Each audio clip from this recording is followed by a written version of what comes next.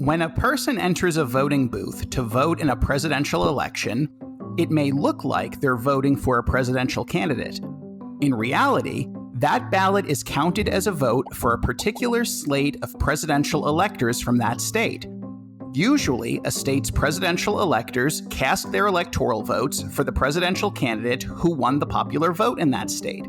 In fact, many states have laws requiring electors to do so.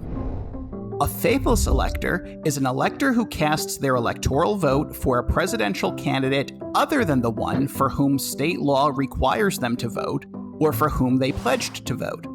Faithless electors raise questions about federalism, voting rights, and the integrity of the voting process.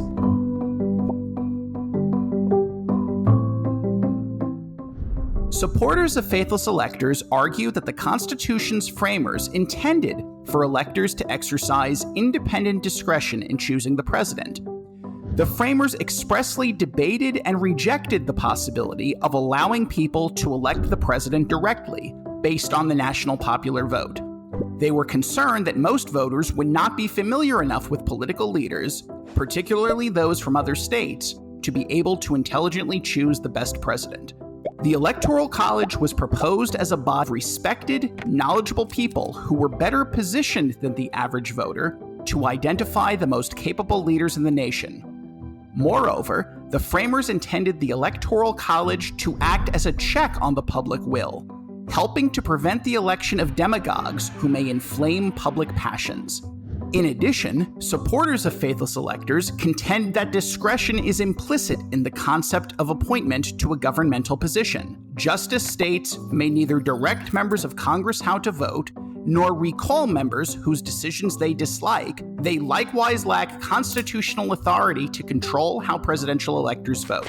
The Constitution grants legislatures authority to determine the manner in which electors are appointed, but does not expressly empower them to go further by controlling how those electors vote.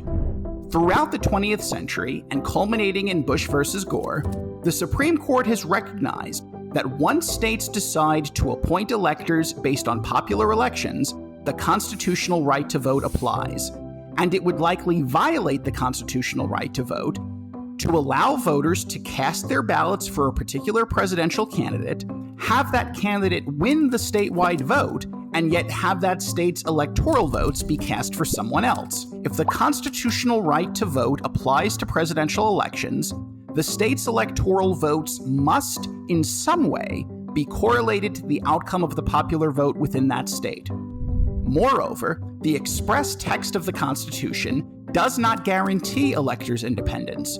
And while many framers may have subjectively expected that electors should exercise independent judgment, there are no constitutional provisions embodying that intent. To the contrary, the original public understanding of the language of the Presidential Electors Clause is consistent with elector binding laws.